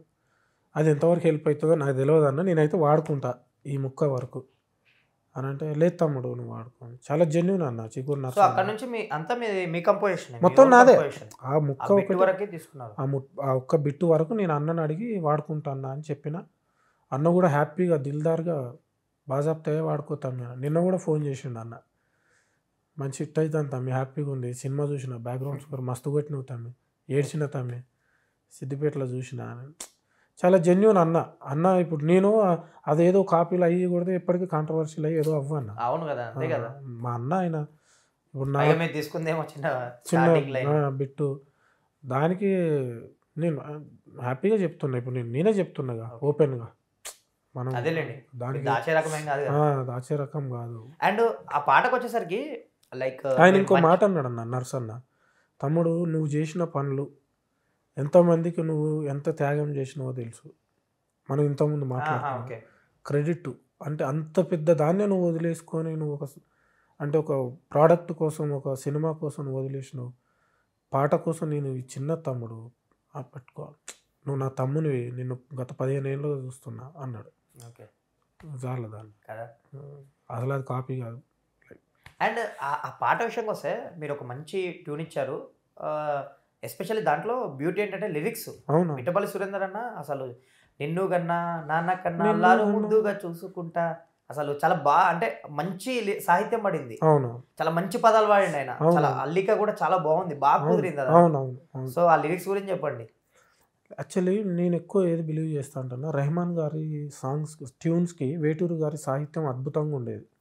ఒకప్పుడు మీకు మణిరత్నం గారు, రెహమాన్ గారు, వేటూరు గారు, ఈ కాంబినేషన్ సాంగ్స్ అంటే లిరికల్గా వాల్యూ ఉండేది, మ్యూజికల్గా వాల్యూ ఉండేది, విజువల్గా వాల్యూ ఉండేది. నాకు పిచ్చి విల్లు. నాకు సురేందర్ అన్న గత ఒక 20 సంవత్సరాలుగా తెలుసు, ఆయన ఏం రాయగలడో తెలుసు, ఎంత రాయగలడో తెలుసు. ఆయన లవ్ స్టోరీలో కూడా ఒక పాట రాశారు, చాలా మంచి పాట, చూసి ఆ పాట ఆయన ఎంత రాయగలడో తెలుసు, ఎంత అద్భుతంగా చెప్పగలడో తెలుసు. సో నేను ఏం చేసినా, అన్న ఈ పాట నువ్వే రాయాలి, ఈ పాట నువ్వు రాయి అని చెప్పి ఆ పాటని వేరన్న వాళ్ళ ఆఫీస్లోనే కూర్చొని ఒక నైట్లో రాసి ఇచ్చేసిండు అన్న. ఏం కావాలో చెప్పేసినాం. నైట్ వచ్చిండు ఆయన, ఏదో మీటింగ్లో ఉండే, మీటింగ్ నుంచి వచ్చిండు. వచ్చి చెప్తాము ఏం కావాలి చెప్తాము అని అన్నాడు. అన్న ఇట్లా ఇట్లా డైరెక్టర్ ఆల్రెడీ మీకు చెప్పిండు ఇట్లా. సరే తమ్మి కూర్చో అని కూర్చొని టప్ప టప్ప టప్ప టప్ప నైట్కి రాసి ఇచ్చేసిండు అన్న. నాకు మిట్టపల్లి సురేందర్ అన్న సాహిత్యం నాకు చాలా తొందర ఎక్కుతుంది. నా బాణి నేను చేసే ట్యూన్కి ఆయన లిరిక్ చాలా అద్భుతంగా, అంటే ఏమంటారు, మెర్జ్ అవుతుంది, ఇమిడిపోతుంది, చాలా ప్రాపర్గా మీటర్లో కూర్చుంటుంది. అట్ ద సేమ్ టైం నాకు తెలంగాణ కవులలో బాగా ఇష్టమైంది, ఇప్పుడు బ్రతుకుండి మన కళ్ళ ముంగట కనబడేటోళ్ళు గోరెటి వెంకన్న గారిది చాలా అద్భుతంగా, చాలా పొయటిక్గా ఉంటుంది. అంతే సినిమా సైడ్కి వస్తే వేటూరి గారు, చంద్రబోస్ గారు, సురేందర్ అన్న, అండ్ చిన్న మాస్ ఇదైతే శ్యామ్ అన్న. సురేందర్ అన్న సాహిత్యం నాకు బాగా ఇష్టం అన్న. నేను ఆయనను ఎప్పుడు నువ్వు నా పాటలు రాయన్నా ఏందన్నా నువ్వు వాన్వీన్కి పోవాల్సి వస్తుంది, దండం పెడతా రాయన్నా అని బతిలాడతా. నేను నిన్న స్టేజ్ మీద కూడా అదే చెప్పిన, నా బలం నువ్వే బలహీనత నువ్వే అన్నా నువ్వు. మంచి భావుకథ చెప్తారు ఆయన, చాలా అద్భుతంగా చెప్తాడు అన్న. నేను అదే చెప్తున్నా కదా, నాకు ఇష్టం. ఇప్పుడు ఒక ట్యూన్ తీసుకెళ్ళి జనాల మధ్యలో పడేస్తే ఎక్కదన్న. కొంతమంది లిరిక్గా వింటారు, కొంతమంది మ్యూజికల్గా వింటారు, సింగింగ్, కొంతమంది వాయిస్ వింటారు, కొంతమంది ఆర్కెస్ట్రేషన్ వింటారు, కొంతమంది ట్యూన్ వింటారు. అందరూ కలిసి అన్నీ తెలిసి విన్నోళ్ళు అన్నీ కలిపి వింటారు. అంటే ప్రతిదీ వర్కౌట్ కావాలన్న. ఈ సాంగ్లో లిరిక్స్ కూడా చాలా కీలక పాత్ర పోషించింది రాంబాయి సాంగ్. మీకు చరణం అంతా అసలు వైరల్. రాజ్యమేది లేదు గాని రాణిలాగా చూసుకుంటా, కోట కట్టలేను గాని కళ్ళల్లో నిన్నే దాచుకుంటా, నిన్ను ముద్దుగా సాదుకుంటాను, నీకు కోపం వస్తే కొంత దూరం ఉంటా, నువ్వు గీత గీస్తే నేను దాటనంట, కంట నీరు కంటి రెప్ప దాటకుండా కాటుకై కావాలంటా. రాంబాయి ఆ చరణం తీసుకెళ్ళింది. అదే అంటే డెప్త్ ఉన్న సాహిత్యం అది. సో భావుకథ చెప్పారు ఆయన. అదొక్కటే కాదన్న, మీకు బ్యాండ్ సాంగ్లు కూడా అదిరిపోతాయి బ్యాండ్ లిరిక్స్. మేఘం వీడి వస్తున్న వాన చినుకులని, ఓ క్షణమైన పగలదా నింగి ఆగమని. లిరిక్స్ వినండి అన్న. తేనె కన్న తీయంగా, అడవి కంటే అందంగా, కోయిలమ్మ పాడేటి పాటనా పగలదా అడవి, పూలలో పుడుతూనే గాలిలో కలిపేటి పరిమళం తనలోని దాచుకోగలదా తోట. ఎంత మంచి ఓ అలా అలా నువ్వు నేను ఒక్కటయ్యే రోజే వస్తే, నిన్ను నన్ను కాపే అంత బలం దేవుళ్ళకైనా లేదంట. అలా అలా నువ్వు నేను ఒక్కటయ్యే రోజే వస్తే, నిన్ను నన్ను ఆపే అంత బలం దేవుళ్ళకైనా లేదంట. చరణం వినండి.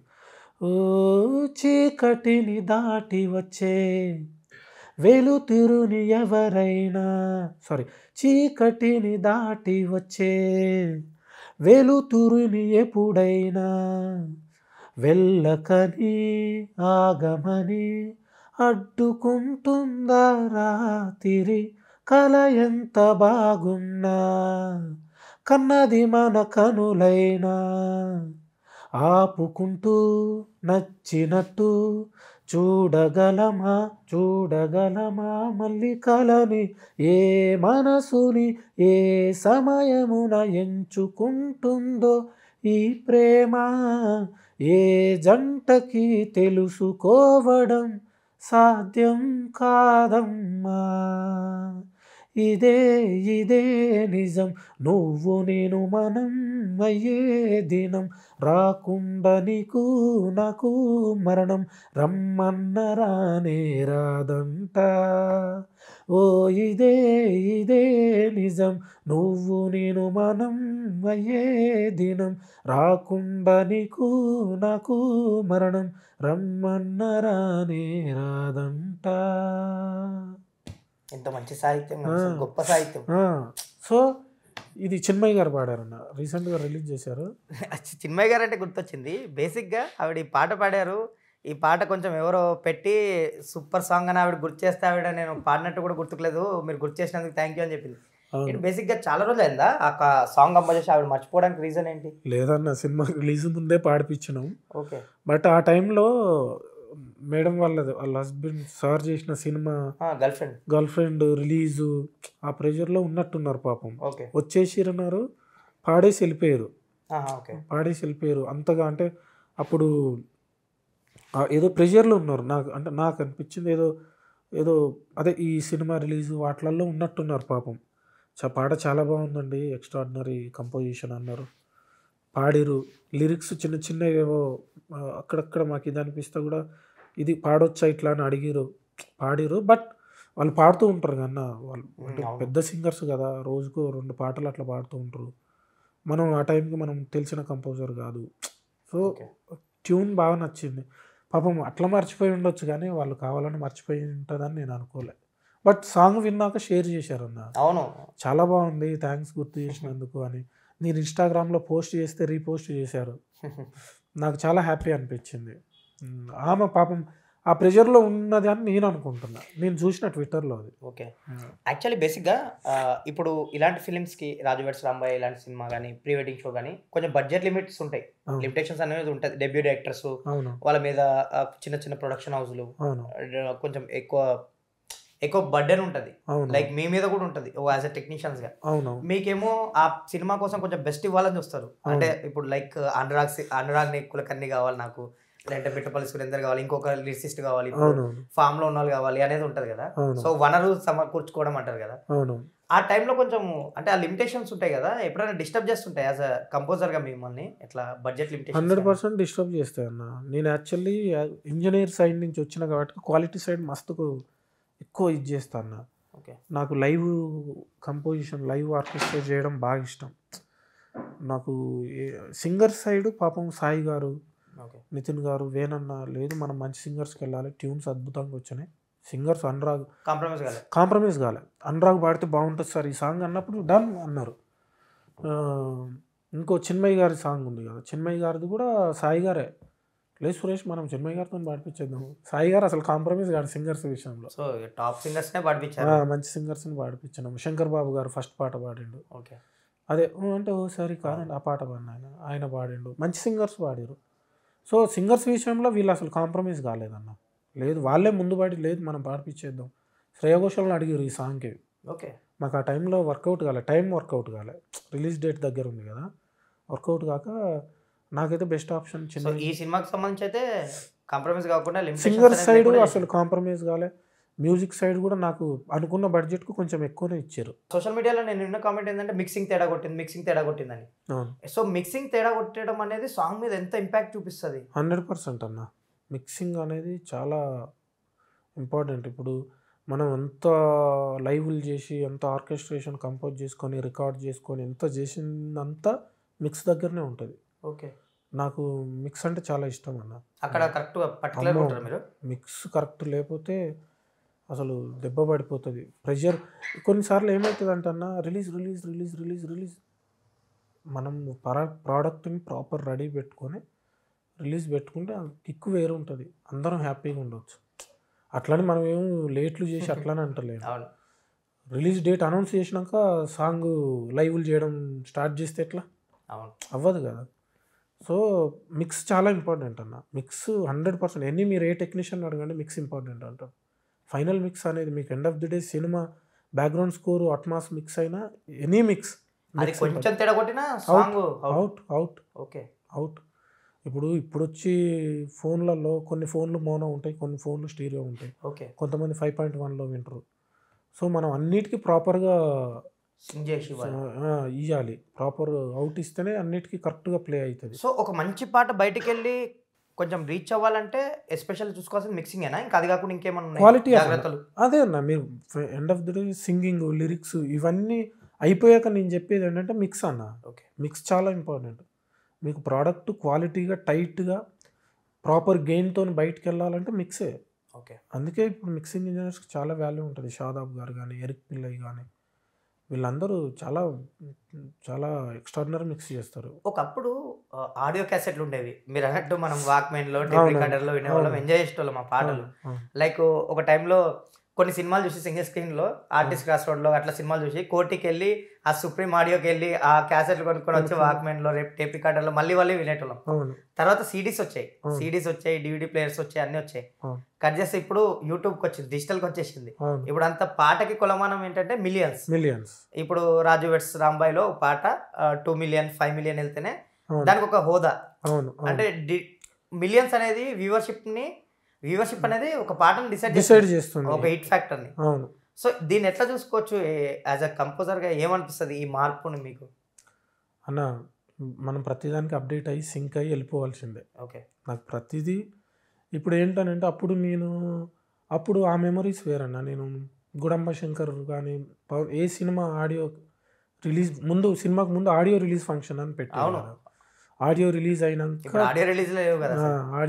అయినాక 2 డేస్కి మా ఊరు దగ్గరికి వచ్చారు. మా ఊరు కూడా కాదు, వస్తే ఖమ్మం ఆర్ వరంగల్కి వచ్చేది నెక్స్ట్ డే.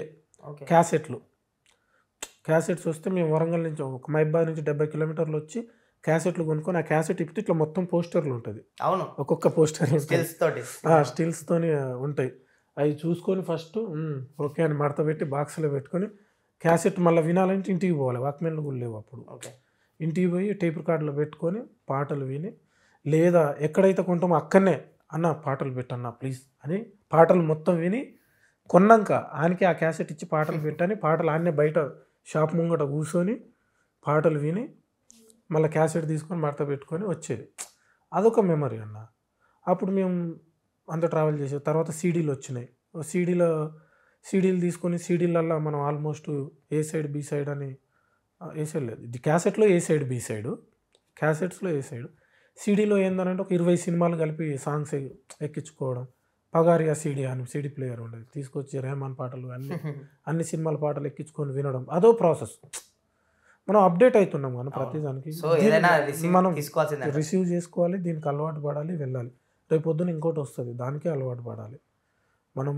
నాకు అన్నీ ఎవ్రీథింగ్ అంటే ప్రతిదీ మనం మంచి మ్యూజిక్ డైరెక్టర్స్ ఎవరన్నా కొంచెం లైక్ ఈ ప్రాసెస్లో ఇబ్బంది పడేది ఏదైనా సిచ్యువేషన్స్ ఉన్నాయా? ఎనీ మ్యూజిక్ డైరెక్టర్ ఈ ప్రాసెస్లో నాకు తెలిసి ఇబ్బంది ఏం లేదన్నా. లైక్ మ్యూజిక్ డైరెక్టర్స్కి సంబంధించి ఏది ఈ సిడీస్ కంపోజర్ నుంచి రిలీజింగ్ వరకు ఇప్పుడు అప్డేట్ అవ్వడం వరకు కూడా ఏదైనా చిన్న ఇబ్బంది అనిపించింది? ఏ వస్తుంది, దానివల్ల ఇబ్బంది అవుతుండొచ్చు కానీ ఏ వచ్చినా ఏఐనే ఒరిజినల్. ఇప్పుడు చాలా మంది కొంతమంది సింగర్స్ని రీక్రియేట్ చేస్తున్నారు వాయిస్ని ఏఐతో. సో మాది ఏ అని మీకు తెలుస్తుంది కదా విన్నప్పుడు. అవును, ఏ అంతే, ఒరిజినల్ ఉండదు అన్న. ఆర్గానిక్ అంటారు. ఆర్గానిక్ డబ్బాపాలే, తల్లిపాలే. ఓకే, అంతే.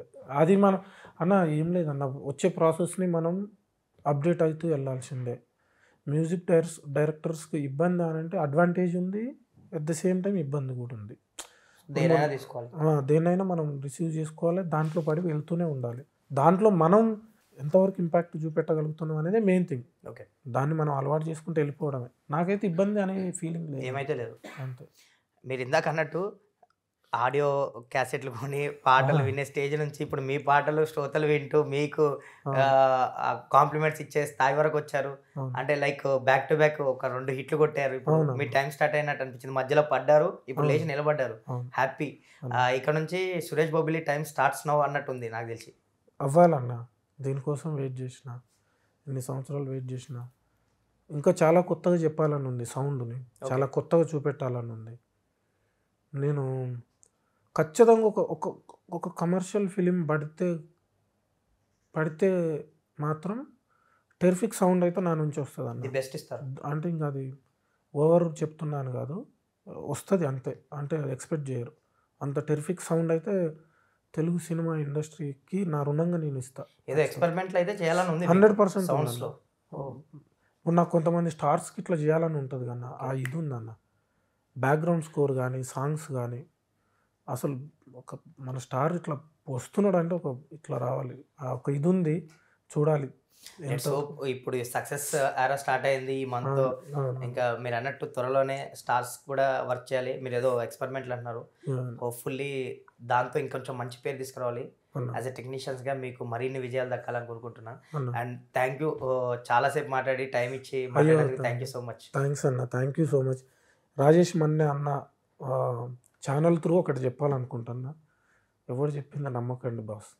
మందు బంద్ చేసి చాలా సంవత్సరాలు అవుతుంది, పని చేసుకుంటున్నా. దాని రిజల్టే Raju weds Rambai pre wedding show, దానికి ముందు వచ్చిన 90s, మొన్న వచ్చిన బాయ్లో ఉన్న సాంగ్. ఎవరిని నమ్మకండి, స్ట్రైట్గా నాతో పనిచేసిన వాళ్ళని అడగండి, తెలుస్తుంది. సో పని చేయాలని ఉంది. మీరు కూడా అంటే నాతో పని చేయకుండా చెప్పకండి అన్న, దయచేసి దండం పెడతా. ఒకటి కెరియర్, నువ్వు మాట్లాడే ఒక మాట ఒకటి కెరియర్ని డిసైడ్ చేస్తాడన్న. ఆ 10 secondsలో ఒకటి కెరియర్ డిసైడ్ అయిపోతుంది. దయచేసి తెలుసుకొని మాట్లాడండి. Thank you. Sweet request from you. Sweet request కాదు, నాది ఎప్పుడు ఇంతే ఉంటుంది. ఎందుకంటే కెరియర్ అన్న, కెరియర్ ఇప్పుడు చిరంజీవి గారు ఎదురుగా కూర్చొని పలానా సురేష్ బాబుది ఏదో పాట విన్నా బాగా చేశాడని చిరంజీవి గారు అన్నప్పుడు ఆ పక్కన ఇంకెవరో కూర్చొని లేదండి మనోడు దొరకడు అంటే అయిపోయాయి, కెరియర్ క్లోజ్ కదా. అంతే కదా. అంటే ఒక్క మాట చూడండి ఇట్లా అయిపోద్ది. నిజంగా మనం ఆ స్టేజ్లో ఉండి అని అంటే ఓకే ఉన్నాం, నేను ఒప్పుకుంటున్నా తప్పు. ఉండి పడి లేచి మళ్ళీ గెలవడానికి ప్రయత్నం చేస్తున్నా. సపోర్ట్ చేయాలి ఈ టైంలో. అట్లీస్ట్ సపోర్ట్ చేయకపోతే పర్వాలేదు కానీ ఏం డిగ్రేడ్ చేయకుండా ఉండాలి. సో వాళ్ళకు కూడా తెలియదేమో నేను ఇట్లా మారినా అని నేను ఇప్పుడు చెప్తున్నా. లేదా ఇప్పుడు మీ సక్సెస్ తో మీరే చెప్పారు కదండి, ఇప్పుడు మాటలతో కాదు కదా, మీ వర్క్ తోనే చెప్పారు. ఆల్ ది వెరీ బెస్ట్, మరిన్ని విజయాలు కొట్టాలి, సురేష్ బొబ్బిలి పేరు వినిపిస్తూ ఉండాలి. థ్యాంక్ యూ అన్న, థ్యాంక్ యూ సో మచ్.